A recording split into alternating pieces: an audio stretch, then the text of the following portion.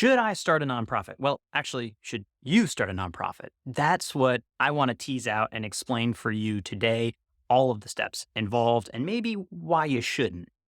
A PSA for people that want to start nonprofits, a little public service announcement. I challenge you to watch this to the end, not only to test your resolve in creating a nonprofit, but also to share some alternatives to doing it.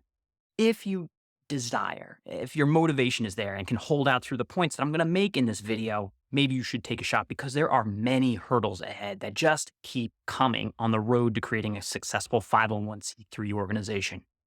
Really quickly, I have worked at a nonprofit for over a decade. I've co-founded a nonprofit. I have done nonprofit fundraising.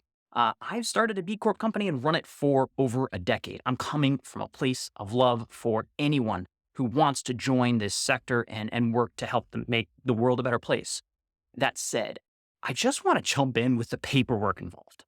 While you may think you are creating a nonprofit and that you will be immediately helping people and that the work will be hands-on from day one, the truth is day one and beyond is tons of paperwork just to begin. Here's the quick paperwork rundown.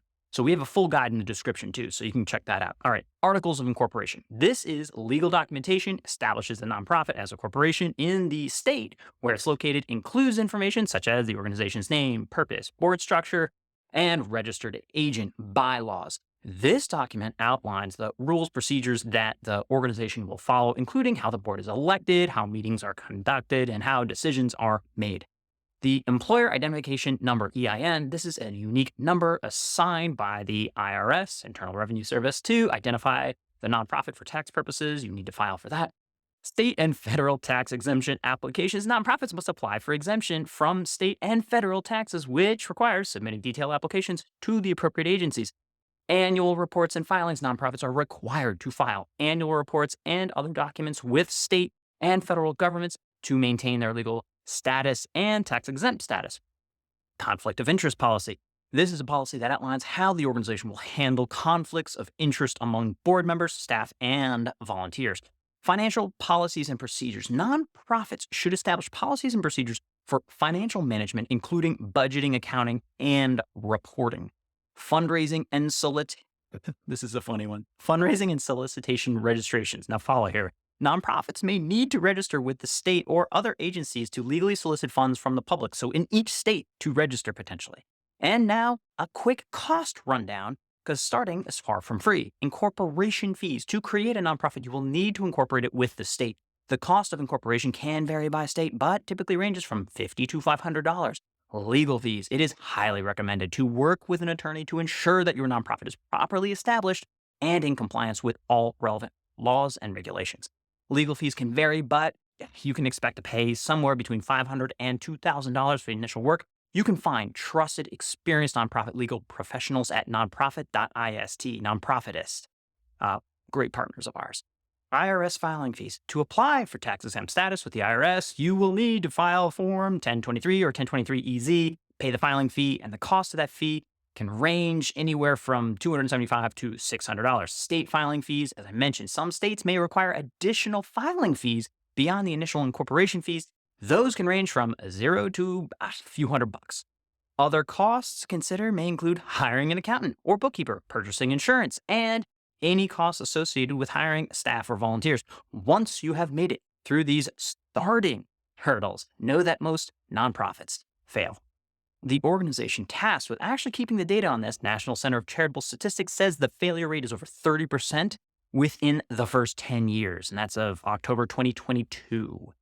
What's more, only around 50% of nonprofits are deemed successful.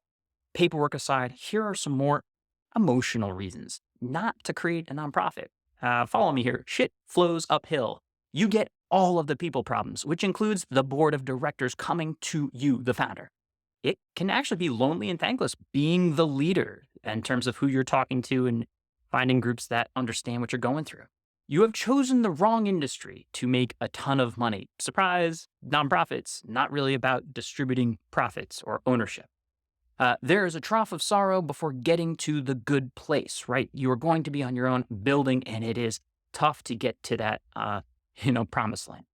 Because you don't like worrying about making money, nonprofits are actually more intense about their revenue because of the motivation to help stakeholders. So if you're like, oh, I don't want to worry about making money, like nonprofits actually care quite a bit about it. Here's another one, because you have bad motivations. Let's get into that, right? Because maybe you want to tell people you started a nonprofit for your ego. That doesn't last very long. You'll get tired of that. And then you got an organization to run. Maybe you think it will help you get into college. I mean, please, just take up the oboe instead. Maybe you don't want a boss. Now, remember, the board of directors has the power to fire and hire the CEO. So you just hire yourself a boss. This is a tough one, though. Here's another one. In memory of. Honestly, this is tough because I have lost many family members to various forms of cancer, and I understand how cause can inspire you to start a foundation in their name, right, in memory of them. This is fine if it is maybe to help tax deductions or create a truly unique solution inspired by your loss, but it is also just as easy to reach out to a great cause nonprofit and ask for an in memoriam campaign. From an objective standpoint, please don't remake the social impact wheel. Your work may actually hurt the cause you care about. Here are some numbers, though. There are 1.8 million nonprofits, 501c3s. Are you sure your idea doesn't exist? There are finite donations annually. Literally, the amount equates to about 2% of GDP every year since 1970 donated. Are you sure your unproven impact model is worth diverting those funds? Are you sure the new salary costs of your staff and your work are just duplicating similar costs at operating nonprofits in the field? Okay, let's discuss some alternatives, because I do want you getting involved. Volunteer for the cause to just learn more of how it works. Interview a nonprofit founder. See what it's like. Find a job on Idealist.org, the largest source of nonprofit jobs. Find a fiscal sponsor. This is huge. Usually for 10 to 15% of your donations, you can avoid all the heavy paperwork and leverage another C3. Donors still get the deduction, and you can quickly test if your approach has traction.